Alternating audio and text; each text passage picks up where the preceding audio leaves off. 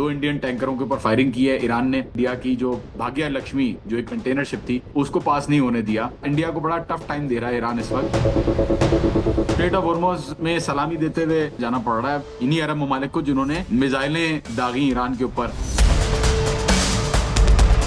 Donald Trump जो ट्वीटें कर रहा है बार बार, ये जो झूठ बार बार बोल रहा है, ईरान जो है वो राजी हो रहा है अमेरिकन डिमांड पे। ईरानी इस तरीके की बचकाना हरकतें नहीं करते और जो कहते हैं वो करके दिखाते हैं, और इन्होंने करके दिखाया।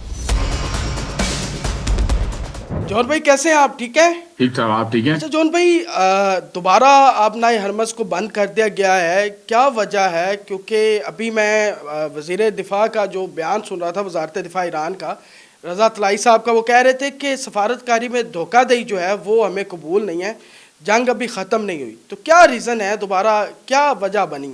ये जिस तरीके से डोनाल्ड ट्रंप जो ट्वीटें कर रहा है बार बार, जो कह रहा है कि न्यूक्लियर एनरिच्ड यूरेनियम जो है वो ईरान ने एग्री कर लिया है कि वो दे देगा, और जो बातें कर रहा है, ये जो झूठ बार बार बोल रहा है, तो जाहिर सी बात है अगर झूठ बोलेगा पब्लिक में दिखाने की कोशिश करेगा कि ईरान जो है वो राजी हो रहा है अमेरिकन डिमांड्स पे, तो ये तो काम नहीं करेगा। और आपने हरमुज की जो स्पेसिफिकली बात है वो ब्लॉकेड से रिलेटेड है। कल गालिबाफ साहब ने कहा था और पहले भी कहता रहा ईरान कि अगर ये ब्लॉकेड रखोगे तो हम उसके ऊपर जो है वो जाहिर है हम दोबारा स्ट्रेट ऑफ हॉर्मुज को बंद कर देंगे। लेकिन जाहिर है अब ब्लॉकेड उन्होंने जो भी, खैर ब्लॉकेड तो वैसे भी इतना कोई खास काम नहीं कर रहा था, लेकिन बहरहाल एक ईरान अपने आप अपनी बेइज्जती तो फील कर रहा था कि ये ब्लॉकेड किस तरीके से जो है वो दिखा रहा है दुनिया को किसने लगाया हुआ है। तो उसके ऊपर उन्होंने स्ट्रेट ऑफ हॉर्मुज बंद कर दी क्योंकि ब्लॉकेड वो कह रहा है कि उसने लगाया हुआ है। तो यहाँ पे भी जी बंद हो गया। तो ये हो रहा है इस वक्त। अच्छा, फील्ड मार्शल साहब का ईरान आना, फौजी वर्दी में आना, इसको किस तरह देखा गया है? क्या उसमें चीज़ें फाइनल नहीं हुई? क्या एतमाद नहीं बन पा रहा? देखें, एक मुलाकात में तो फाइनल नहीं होती चीजें। बहुत पॉजिटिवली है, जाहिर है कि ये पाकिस्तान इतना किरदार निभा रहा है सीज फायर का, बहुत अच्छी तरीके से देखा जा रहा है। फील्ड मार्शल साहब खुद भी आए, that is a positive thing, ये एक अच्छी चीज है। और फौजी वर्दी में आना या किसी और मतलब उसमें, वो तो जाहिर है फौजी हैं तो फौजी वर्दी में आएंगे, लेकिन उन्होंने जब बात की तो उन्होंने सिविलियन ड्रेसिंग में बात की और टाई नहीं लगी हुई थी, आपने देखा है। तो एक सिंबल ऑफ रिस्पेक्ट है जो उन्होंने दिखाया, रिस्पेक्टिव जेस्टर जो उन्होंने दिखाया। तो इसके अंदर एक पॉजिटिव चीज है बहुत, कि पाकिस्तान कोशिश कर रहा है कि ईरान के जो मसाइल हैं उनको हल किया जाए अमेरिका के साथ। पाकिस्तान के लिए ये बहुत अच्छी चीज है, पाकिस्तान के लिए बहुत बड़ी कामयाबी है। तो उसको अच्छी तरीके से देखा जा रहा है। मामलात फाइनल नहीं जाहिर हो सकते इतनी जल्दी, उसके ऊपर काम करना पड़ता है। और जाहिर है आगे भी काम होगा मेरे ख्याल में। तो देखें इंशाल्लाह किस तरफ बात जाती है, लेकिन कोशिश बहरहाल जारी है। क्या क्या ये पॉसिबल है कि अगले हफ्ते में ये मुज़ाकरात के लिए दोबारा इस्लामाबाद इकट्ठा हुआ जा सकता है? जी बिल्कुल पॉसिबिलिटी है, क्योंकि जो सीज फायर की जो टर्म्स थे, जो नेगोशिएशन के टर्म्स थे, प्री कंडीशंस थी, फॉर एग्जांपल लेबनान का इशू वो रिजॉल्व हो गया है। एसेट्स अभी भी बाकी हैं, बहरहाल उसके ऊपर बात हो रही है। उसके ऊपर कहा जा रहा है कि वो भी रिलीज हो गए हैं, बट बहरहाल देखा जा रहा है, उस पर ईरान की तरफ से कोई कंफर्मेशन नहीं आई है। और जो दूसरी चीजें, फॉर एग्जांपल अब देखें, ब्लॉकेड एक चीज है जो आ गई है इस पूरे प्रोसेस के अंदर। ब्लॉकेड जो है वो एक मसला बन के आ गया है।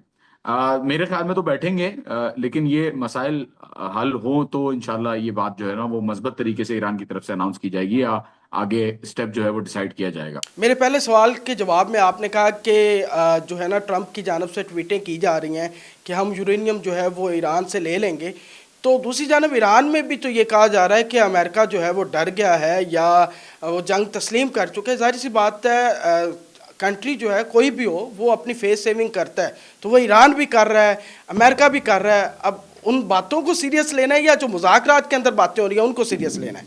इन बातों को सीरियस ना लें मेरे ख्याल में, लेकिन ईरानी साइड से सीरियस लें। ईरानी इस तरीके की बचकाना हरकतें नहीं करते कि वो बिला वजह ट्वीट करें। इनकी कोई ना आदत रही है पहले भी, ना अभी भी उन्होंने, और जो कहते हैं वो करके दिखाते हैं। बोला स्ट्रेट ऑफ हॉर्मुज, अगर तुमने ब्लॉकेड अपना जो भी ये अजीब सा जो ब्लॉकेड कह रहा है लगाया भाई, अगर नहीं हटाया तो हम स्ट्रेट ऑफ हॉर्मुज ब्लॉक कर देंगे, और इन्होंने करके दिखाया।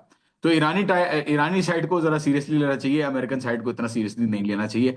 बहरहाल मुज़ाकरात पे भी आने के लिए ये चीजें देखनी पड़ती हैं, क्योंकि आपको याद होगा पिछले मुज़ाकरात में भी कालिबाफ साहब ने डिले हो गया था पूरा प्रोसेस, वो फिर डबल माइंडेड हो रहे थे, लेकिन फिर बहरहाल वो गए जब लबनान की तरफ से सीज फायर हो गई थी पिछली दफा। तो आई थिंक आगे देखना पड़ेगा कि किस तरीके से चीजें रोल आउट होती हैं। इंडियन मीडिया का किरदार इस वक्त, इंडियन मीडिया भी ये कह रहा है कि ईरान जो है वो सफारतकारी पर जो है वो पाकिस्तान पर यकीन नहीं रख रहा, और वो एक खदशा जाहिर कर रहे हैं इंडियन मीडिया वाले कि शायद ईरान जो है वो बैकफुट चला जाए, तो ऐसी कोई पॉसिबिलिटी है? इंडियन मीडिया तो जी मैं उसको सीरियस नहीं लेता। ज्यादातर मीडिया को कुछ अच्छी आउटलेट्स है जो काम कर रही हैं, लेकिन ज्यादातर जो गोडी मीडिया है उनका वो तो मस्खरापन और बॉलीवुड की जो ख्वाहिशात होती हैं उनकी वो दिखा रहा होता है वो आगे। ऐसा कुछ भी नहीं है कि बैकफुट पे चला जाएगा ईरान या कुछ भी हो जाएगा। इंडिया को दर्द इसलिए हो रहा है क्योंकि अभी इंडिया की नेवी के ऊपर जो है वो दो इंडियन टैंकरों के ऊपर फायरिंग रिपोर्ट हुई है कि उसके ऊपर फायरिंग की है ईरान ने।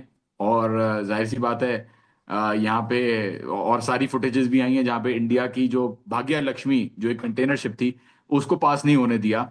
तो इंडिया इंडिया को बड़ा टफ टाइम दे रहा है ईरान इस वक्त। और जाहिर है वो दर्द जो है वो नजर आ रहा है। और पाकिस्तान का दर्द भी है कि पाकिस्तान तरक्की कर रहा है तो उनको दर्द हो रहा है, तो वो ईरान के ऊपर भी उस चीज की जाहिर है वो कर रहे हैं। तो बहरहाल आई थिंक इंडियन मीडिया को इतना ज्यादा गोडी मीडिया को सीरियसली नहीं लेना चाहिए। ईरानी अवाम का इस वक्त क्या रद्द अमल है फील्ड मार्शल सैयद आसम मुनीर साहब और वज़ीर आज़म शहबाज शरीफ साहब के इस किरदार के हवाले से? अवामी एतमाद भी ज़रूरी होता है किसी भी कौम के लिए, तो वो एतमाद क्या नज़र आ रहा है? जी I think overall generally positive है, लेकिन साथ ही साथ कॉशन भी है। मतलब साथ ही साथ ये खतरा भी है कि अमेरिका अटैक कर सकता है। ये बात रियलाइजेशन है ईरानियों को। और सेंटिमेंट्स मिक्स्ड हैं, कुछ बहुत सपोर्ट में हैं कि पीस होना चाहिए, कुछ जो है वो कह रहे हैं कि नहीं जी आप पीस में ना रहें, आपको पीस नहीं करना चाहिए। और जाहिर सी बात है इसके अंदर होता है, जाहिर है ईरान क्योंकि अपने आप को एक जीतने वाली पोजीशन में देख रहा है। तो जाहिर सी बात है एक तासुर ये बना हुआ है कि अमेरिका को बिल्कुल भी मौका नहीं देना चाहिए कि वो रीइंफोर्स करके दोबारा अटैक कर सके ईरान के ऊपर। इस काबिल नहीं बनाना चाहिए अमेरिका को। और जाहिर है पीस टॉक्स अगर हों तो परमानेंटली एक सोल्यूशन उसका मिले, परमानेंट एंड टॉक्स। अच्छा जॉन भाई, इस वक्त ईरानी करेंसी को पाकिस्तान में बहुत ज़्यादा ख़रीदना शुरू कर दिया गया है, बहुत सारे दूसरे कंट्रीज़ में भी ये हो रहा है, क्या इसका कोई फ़ायदा हो सकता है मुस्तकबिल में या नहीं? देखिए एक हद तक खरीद रहे थे, अच्छी बात ही खरीद रहे थे, फायदा भी हो सकता है। लेकिन अब 4 गुना ज्यादा महंगी मिल रही है ईरानी करेंसी। मैं रिक्वेस्ट करूंगा प्लीज ना खरीदें, ये बहुत महंगा आपको मिल रहा है। इतना तो ओरिजिनल रेट नहीं है।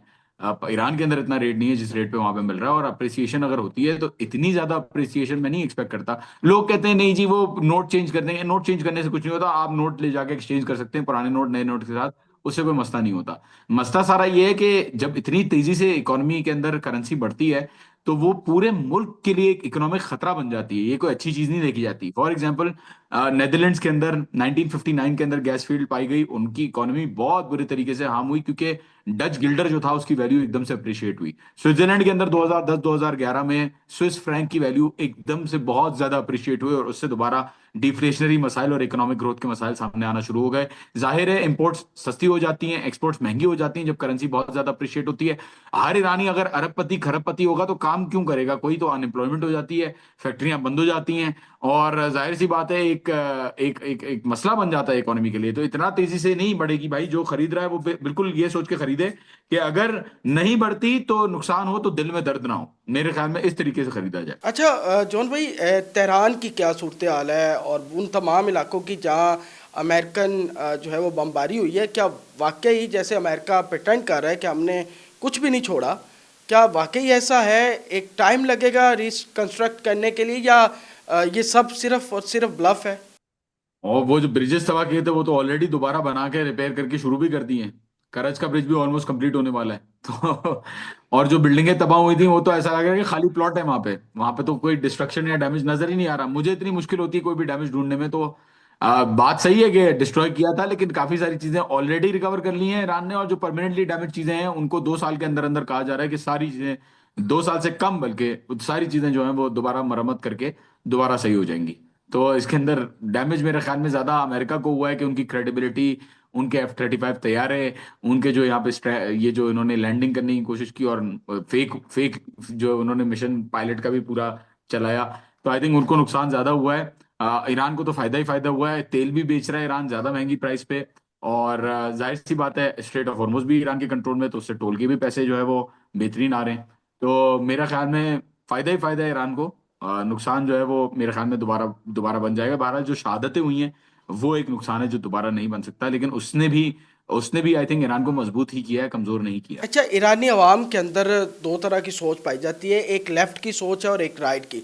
और इस वक्त राइट विंग तो मुकम्मल अपने ज़ाहिर सी बात है वो साथ ही है, लेकिन जो लेफ़्ट विंग है जिसकी बिना पर अमेरिका ये कह रहा था कि हम रजीम चेंज कर लेंगे, क्या वाकई वो लेफ्ट विंग इस तादाद में था, अक्सरियत में था कि वो रजीम चेंज हो सकती थी, या आने वाले वक्तों में इसका कोई खदशा है?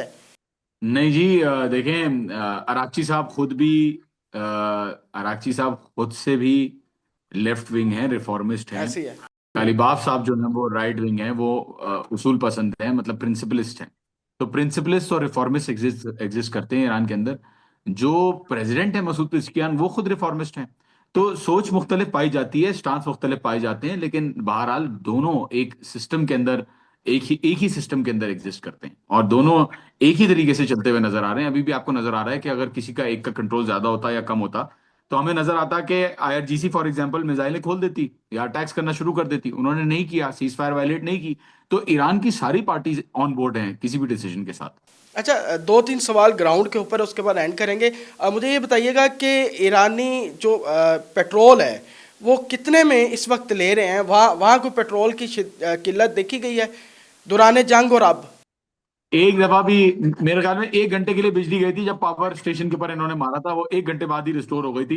बिजली नहीं गई पावर स्टेशन पे हिट करने के बावजूद, ऑयल फील्ड्स के ऊपर हिट करने के बावजूद, और रिफाइनरीज के ऊपर हिट करने के बावजूद पेट्रोल जरा भी शॉर्ट नहीं हुआ। मतलब पेट्रोल मिल रहा है, ऑयल मिल रहा है, उसी रेट पे मिल रहा है। एक एक रियाल भी वो नहीं बढ़ा, 1 रियाल भी नहीं बढ़ा। 8 रुपए लीटर ईरानी के लिए है, 15 रुपए लीटर खारजी के लिए है जो ईरानी नहीं है। और जाहिर है उसके अंदर मुख्तलिफ एक कैप्स हैं और क्वालिटीज हैं जो नजर आती हैं, लेकिन रेट यही चल रहा है जी। 15 ईरानी रियाल का लीटर, या 15 रुपए में? नहीं नहीं, 15 रुपए पाकिस्तानी, मैं पाकिस्तानी टर्म्स में कंपेयर करके कह रहा हूँ कि 8 रुपए पाकिस्तानी ईरानी को मिल रहा है, और 15 रुपए लीटर जो है वो खारिजी को मिल रहा है, जिसके पास कार्ड नहीं है, ईरानी कार्ड नहीं है। यानी कि कुछ भी नहीं बदला। अच्छा, अगर ईरान के पाबंदियां उठ जाती हैं तो ये जो एक करेंसी क्राइसिस है या महंगाई है, उसमें कितनी कमी आ सकती है? उसमें कितना टाइम लग सकता है? देखिए, करेंसी क्राइसिस तो मैं कह रहा हूँ कि इतनी जल्दी नहीं एक्सपेक्ट किया जा सकता कि बहुत ज्यादा बढ़े। बिल्कुल करेंसी बढ़ेगी, नेचुरली बढ़ेगी, लेकिन 4 गुना होना फॉर एग्जांपल उसमें मुमकिन नहीं है मेरे ख्याल में। इकोनॉमी को बहुत बड़ा नुकसान हो सकता है, उसमें एकदम शॉक लग सकता है। तो इतना ज्यादा नहीं बढ़ेगा, टाइम बाय टाइम वो बढ़ सकता है तो बढ़ सकता है, लेकिन इस तरीके से नहीं बढ़ेगा। और दूसरी अगर हम बात करें कि इकोनॉमी का, तो बहुत मेरे ख्याल में तो बहुत फायदा है, बहुत ज्यादा। मैं देख रहा हूँ इसको कि ये तो बूम जब करेगा, ईरान टूथपिक से लेकर रॉकेट तक सब कुछ खुद बनाता है, सैंक्शंस ने इनको मजबूत कर दिया है। तो ये जब दुनिया खुलेगी इनके लिए और दुनिया से जब ये तिजारत करेंगे, तो मेरे ख्याल में बहुत पॉजिटिव चीज है, बहुत अच्छी तरीके से आगे बढ़ेगी इकोनॉमी। तो ईरान का इस तरह बेहतरीन होना, क्या आसपास के बाकी जो हमसाया ममालिक हैं जिनमें अरब कंट्रीज़ भी हैं, उनको क्या ये चीज़ें अच्छी लगेंगी? क्योंकि एक कंट्री तो जंग बंदी के हक में भी नहीं था। अगर अगर वो उनकी चाहत हुई, अब तो चाहत क्या, मजबूरी हो गई है। ईरान को कबूल करना मजबूरी हो गई है। स्ट्रेट ऑफ हॉर्मुज में सलामी देते हुए, खुदाफिज करते हुए, सलाम अलैकुम करते हुए जाना पड़ रहा है इन्हीं अरब ममालिक को, जिन्होंने मिसाइलें अपने ममालिक से दागी ईरान के ऊपर, जिन्होंने इसराइली और अमरीकी जहाजों को जो है वो तेल पिलाया, जिन्होंने अमरीकी फौजियों को अड्डे दिए रहने के लिए और वहां से जहाज उड़वाए और अटैक करवाए।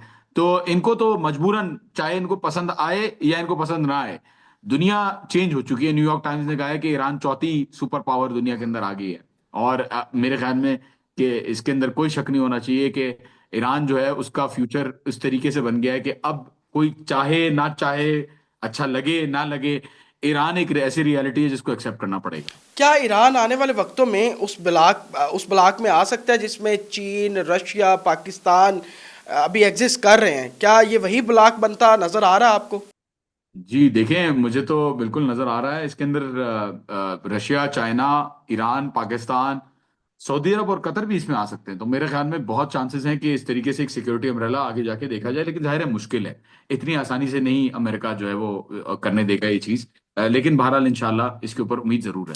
चले, बहुत शुक्रिया आपका, आपने अपना कीमती वक्त दिया जी। Thank you, thank you Jain, आपने मुझे बुलाया, बहुत बहुत शुक्रिया। खुदा हाफिज। जी, खुदा हाफिज़। Daily means a lot.